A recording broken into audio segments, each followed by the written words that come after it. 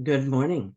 I'm Rev Myron. I'm a minister through Pathways of Light, and I've been a Course in Miracles student for 40 years. I'm going through the lessons this year asking Jesus to clarify for us, and then I write from that clarity. And that's what I'm sharing with you today. So let's get started. We're looking at lesson 351. And before I did this, I did our new special theme, What Am I? Which is just such a wonderful, wonderful reading. So you might want to listen to that or watch that video as well. Okay, so lesson 351. My sinless brother is my guide to peace. My sinful brother is my guide to pain, in which I choose to see, I will behold. Who is my brother but your holy son? And if I see him sinful, I proclaim myself a sinner and not a son of God, alone and friendless in a fearful world. Yet this perception is a choice I make and I can relinquish. I can also see my brother sinless as your holy son. And with this choice, I see my sinlessness, my everlasting comforter and friend beside me, and my way secure and clear. Choose then from me, my Father, through your voice, for he alone gives judgment in your name. The title of this lesson, My Sinless Brother is My Guide to Peace, My Sinful Brother is My Guide to Pain, in which I choose to see, I will behold. The one I choose to see. Well, that says it all, doesn't it? If I see my brother as sinless, I will be at peace. When I see him sinful, I will see myself the same. Which I choose is up to me. It's easy to see innocence rather than sin. I just ask the Holy Spirit to judge for me. And he sees that we are all as God created us. We can be nothing else.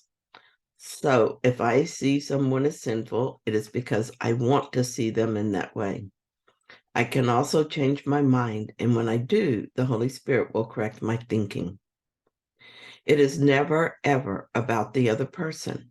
No matter what direction the story takes, no matter how obvious it seems the other person is guilty and the cause of my suffering, it is always about me. My purpose is to awaken from this dream of separation, and I cannot do this if I single out my brother and decide he is guilty. There simply is not a single case that this is true. In his ego story, he may be playing the part of the victimizer, but he is not his story, and he is innocent. I can perceive him as if he's to blame, and if I do, I will suffer. Or I can accept responsibility for my life events and allow my mind to be healed of the beliefs that make up the images I call my life. Then my suffering ends. It's up to me. But I know for certain that no one makes me suffer. I choose love or I choose to suffer. And the story does not determine that choice. I have two favorite ways of getting to the cause of my suffering. In one, I ask myself why this situation upsets me, and I continue to ask that of each answer until I get to the root cause. Then I ask for healing of that belief.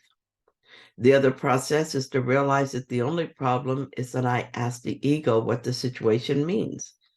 I can change my mind and ask the Holy Spirit what it means and choose to allow him to show me a different way to see things.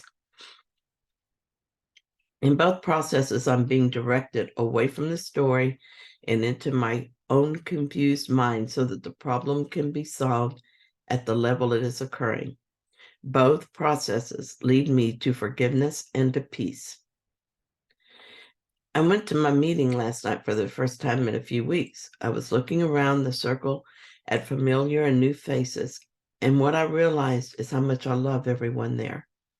I feel so much appreciation for them for showing up and continuing to try hard every day to learn a new way of being. The world is hard, and I'm so grateful to everyone who chooses to come here anyway. I didn't always feel this way. I used to have my favorites, and there were some I judged. Because I was seeing them through the ego mind, I robbed myself of a chance to love them and to enjoy them. I'm very grateful to know that I always see what I choose to see. Now, seeing love is something I do because that is my choice, not something that happens because of someone else. This is Regina's tips. I've found this in Regina's tips to be particularly helpful. So although there is no way to measure your progress in knowing your true self directly, you can measure it indirectly by noticing its effects. An increase in inexplicable love, a reduction in psychological fear and self-preservation, and an increase in causeless joy are the signs of coming to know the self. This is a past entry. This entry is from about this time, but years ago. I was having serious problems with getting my house finished after Hurricane Rita, and the plumber was my arch enemy because he was holding me up. I started to update this posting to something more current, but as I thought about it, I realized that this symbol of inner conflict works as well as another. I'm now firmly established in the belief that I'm 100% responsible for my life, but the ego doesn't give up, and I still occasionally try to get out of it by blaming others. But I also notice that I cannot hold that position long. I just don't believe it. This particular situation was a classroom in which I learned that essential lesson. This happened in 2005. The only thing that seems to stand in my way of seeing my brother sinless is my need to be right. The plumber keeps promising to show up and then failing to do so. The ego says that he is wrong for that. I don't want to see him as sinful because we are one, and if he is sinful, so am I. And if we are sinful, we're not in God. There's no getting around that. Yet the ego insists that it's obvious that he's guilty. Every time he does not show up, it seems proof that he's sinful. This is how the ego wants me to think of it. I'm left with no recourse but to see myself a victim to his sin. I seem to be trapped on every level. On the level of form, I cannot move forward on my house because of his refusal to live up to his obligations is keeping me in limbo. No more work can be done until he completes his work. I am his victim, or so it seems. Even on the level of thoughts, it seems he's holding me hostage. I tried to think lovingly of him, and I try not to see him as responsible for my frustration, but then I run up against a wall. This wall says he did it. How do I get around that?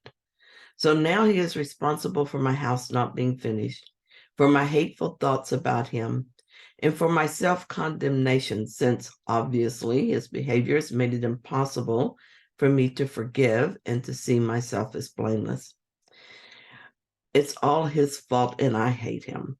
At this point, imagine a mental foot stamping, maybe holding my breath until I turn blue. At one time in my life, this is where I would have stayed. Then the only recourse would have been to try to gain control of the situation through retribution or some equally destructive means. But now the ego comes up against a wall.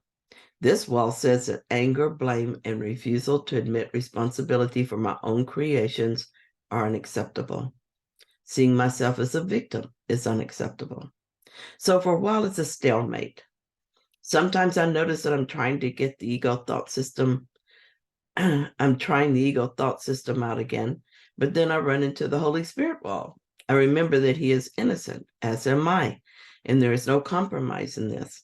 Then back again to the ego that says, but it's happening, and it is he who is doing it. And then I swing back to the Holy Spirit, and on it goes. Oh, how the ego hates it when I turn from its arguments. It gets louder and more persuasive. It calls me a fool to trust and a fool to love. And then obviously I'm being taken advantage of. The other part of my mind simply says, how might I be helpful in this situation? What would be the most loving and helpful response? I refuse to see this plumber as guilty. He is completely innocent. He is the Son of God. The part he plays for me is victimizer to my victim. For that, I owe him a gratitude. Never before have I been given such a clear opportunity to see how determined I am to be a victim to the world and to find someone to blame for my choice. How can I feel anything but love for the one who helped me to see what needs to be healed? This is where I used to get really stuck. What do I do about my plumbing needs? How do I love him and still insist that he meet his obligations? This is confusion experienced when the ego tries to fix things. The ego has no understanding of how to love. I do not know what needs to be done, but to the degree that I'm willing to set aside my desired outcome, I will be perfectly guided. I know that I will never be guided to see my brother as sinful. It is possible to approach my problem from the desire to see love made manifest, rather than from a place of fear, which is where I have been. I've been suffering because I've been afraid. I believed that getting my house finished was my goal. I believed that being right was necessary. I believed that to make this happen, the plumber had to be guilty. This is why I was suffering, not because of the plumber's behavior, but because of how I feel about the plumber. Love is the solution and the way out of fear and suffering. I know that when I set aside judgment, my mind will clear, suffering will end, and I will know what needs to be done. So looking back on this, I'm able to see my error clearly. I was still pretty new at handling conflict effectively. I was able to see the problem and recognize it as being in my own mind. And I could see the solution was to forgive the situation and the beliefs that contributed to it. But that was where I got into trouble. I was trying to do it with the ego mind. I knew what I was supposed to believe, but I had not yet learned to look at my thoughts with the Holy Spirit and let him undo them. Instead, I was trying to undo my thoughts alone. Another problem was that the goal of returning to peace, I had the goal of returning to peace, but it was not my only goal. I also had the goal of changing the situation, of getting my way, of being fairly treated. Eventually, I let go of all goals except the peace of God. The house got finished and it cost me a lot of money, but I learned a lesson I came here to learn. And so I counted it as a roaring success. The next time it seemed I was victimized by a contractor, there was no conflict in my mind. When the ego insisted it wasn't fair and someone was guilty, I had no desire to go down that rocky road again. I was at peace, and while the situation cost me a great deal of money, I wasn't upset. And in a lovely act of generosity, the money was replaced. I've since had a number of lesser experiences where I could see myself as a victim, and each time I've looked at them with the Holy Spirit and found my way to peace without all this suffering. So thank you so much for joining me in this lesson.